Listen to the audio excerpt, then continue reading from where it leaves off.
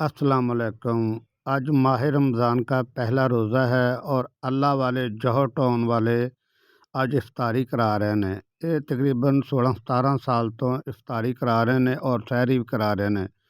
इत्थे हज़ार तो 5-7 हज़ार लोग आंदे ने, इफ्तारी करदे ने। बड़ा अच्छा इंतज़ाम इन्हां दा हैगा वा। ਇਹ ਲੋਕ ਦੇਖੋ ਤੁਹਾਨੂੰ ਨਜ਼ਰ ਆ ਰਹੇ ਨੇ ਤੇ ਨਾਲ ਜਨਾਬ ਅਲੀ ਬਾਕਸ ਵੀ ਇਹਨਾਂ ਦੇ ਨਾ ਨਵੇਂ ਆ ਗਏ ਨੇ। ਇਹ ਬਾਕਸ ਹੈਗੇ ਨੇ ਦੁਬਾਰਾ ਇਹਨਾਂ ਨੇ ਤਿਆਰ ਕੀਤੇ ਹੈਗੇ। ਪਹਿਲੇ ਬਾਕਸ ਹੋਰ ਹੁੰਦੇ ਸੀ, ਹੁਣ ਇਹ ਬਾਕਸ ਬੜੇ ਪਿਆਰੇ ਨੇ, ਬੜੇ ਖੂਬਸੂਰਤ ਹੈਗੇ ਨੇ।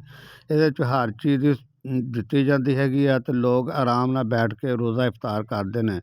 ਮੈਂ ਵੀ ਜਨਾਬ ਵੀਡੀਓ ਬਣਾਉਣ ਆਇਆ ਸੀ, ਮੈਨੂੰ VIP ਜਗ੍ਹਾ 'ਤੇ ਇਹਨਾਂ ਨੇ ਬਿਠਾਇਆ ਹੈਗਾ ਕਿ ਇੱਥੇ ਬੈਠ ਕੇ ਤੁਸੀਂ ਰੋਜ਼ਾ ਇਫਤਾਰ ਕਰੋ।